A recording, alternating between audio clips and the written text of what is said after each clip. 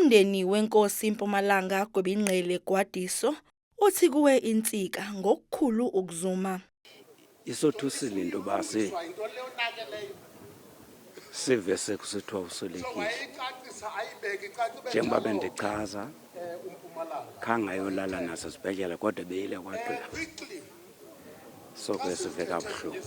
Ungqongqoshe wezokubusa ngokubambisana nezindaba zomdabu kanye noNdunankulu wesifundazwe bachaze inkosi uGwadiso njengomuntu obekubeke phambili ukuthuthukiswa komphakathi.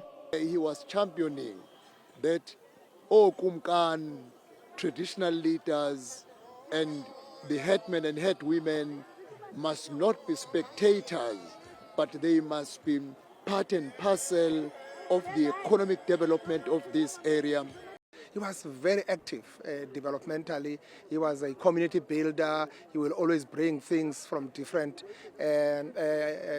facets of life, from different across the socio-economic spectrum. You will engage on a lot of issues, even on politics. Amakhosi angaphansi kwesizwe samaMpondo athi aqhemeke engeqwantwala futhi likhulu igebe elivulekile njengoba inkosi uGwadiso ibineqhaza elikhulu esikweni lokusoka. Indlu yenkosi noko ibefika izoreporta yonke into eyenzekayo apha eprovincini.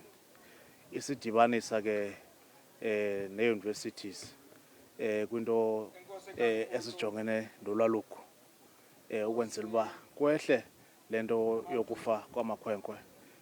Inkosi uGwadiso ikhothame ngasekuqaleni kukaNtulikazi kanti ibiyinkosi yamakhonjwayo ngaphansi kwesizwe samaMpondo.